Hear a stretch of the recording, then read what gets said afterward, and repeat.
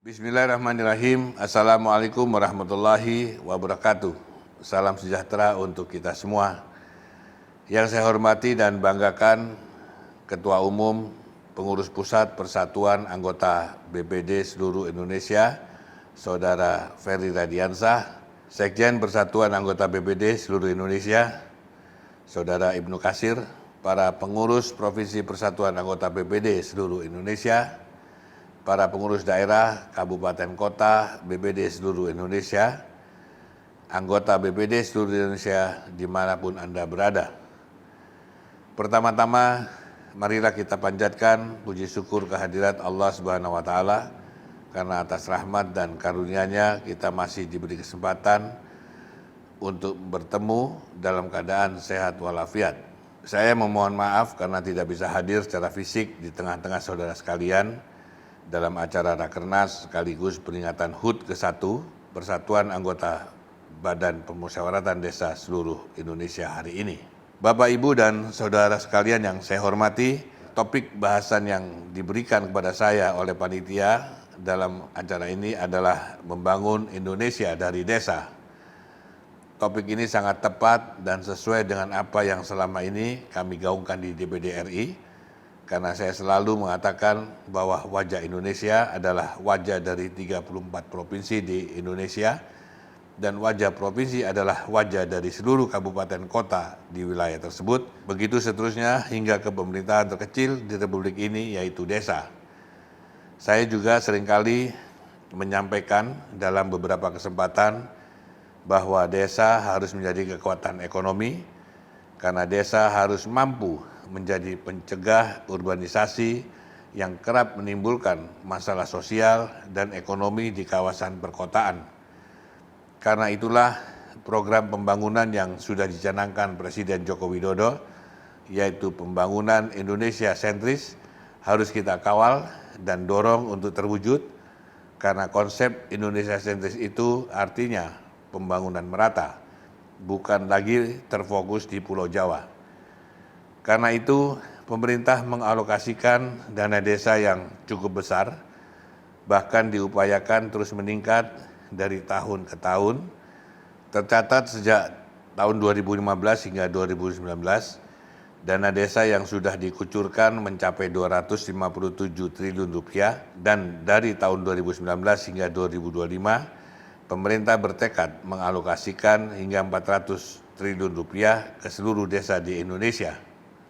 Bapak, Ibu, dan saudara sekalian yang saya hormati, persoalan berikutnya adalah menjawab pertanyaan bagaimana desa bisa bangkit dengan adanya stimulus dana desa tersebut. Yang paling utama adalah orientasi pemangku kekuasaan di desa dan semua stakeholder di desa harus ada satu orientasi, yakni mewujudkan kesejahteraan desa, kemajuan desa, dan menentukan potensi unggulan yang harus digali dan diwujudkan menjadi kekuatan ekonomi.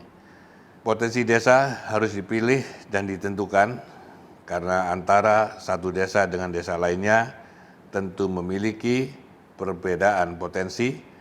Kesepakatan ini harus lahir dari stakeholder di desa tersebut, bukan lahir dari program pemerintah di atas desa, bukan atas arahan bupati, gubernur, atau presiden sekalipun, karena yang lebih tahu potensi desa adalah warga di desa itu. Sekali lagi, bukan top down tapi bottom up. Karena desa memang harus mandiri seperti diamanatkan oleh Undang-Undang Nomor 6 Tahun 2014 tentang desa, yang memberikan keleluasaan luar biasa kepada desa untuk menjadi desa mandiri. Pemerintah pusat melalui Kementerian Dalam Negeri memiliki tanggung jawab mendorong terwujudnya hal tersebut melalui 5 program yang harus diberikan kepada desa. Kelima program tersebut adalah: pertama, pengembangan kapasitas aparatur desa; kedua, manajemen pemerintah desa; ketiga, perencanaan pembangunan desa; keempat, pengelolaan keuangan desa; dan kelima, penyusunan peraturan desa.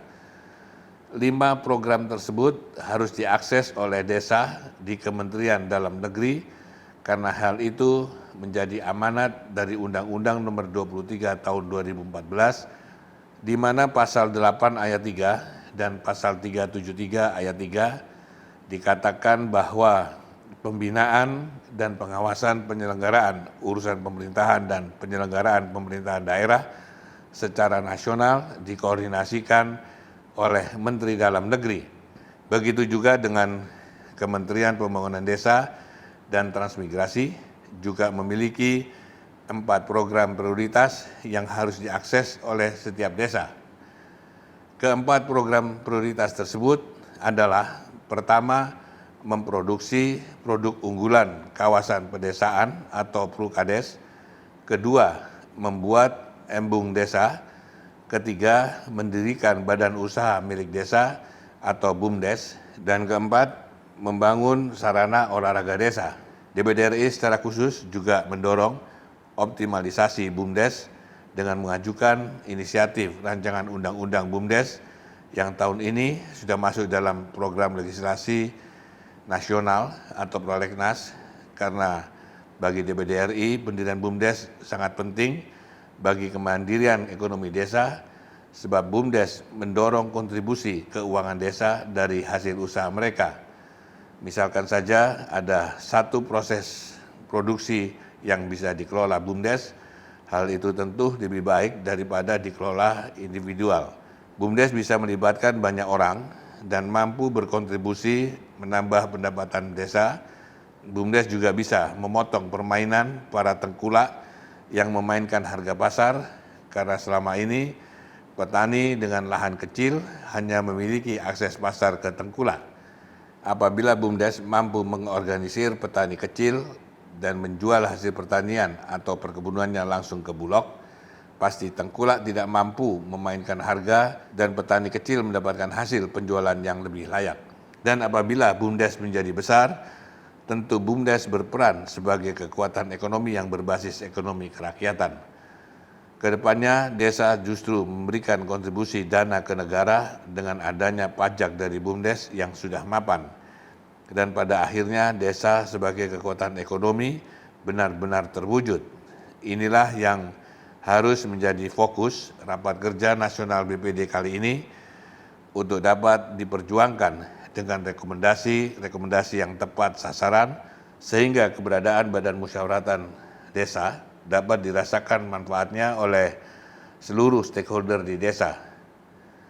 Kiranya itu yang dapat saya sampaikan dalam pengarahan Rakernas BPD hari ini. Semoga kerja keras dan kerja ikhlas Bapak Ibu Saudara sekalian untuk membangun desa menjadi kekuatan ekonomi yang mensejahterakan warga di desa, mendapat ridho dari Allah Subhanahu wa taala. Wabillahi taufiq wal hidayah. Wassalamualaikum warahmatullahi wabarakatuh.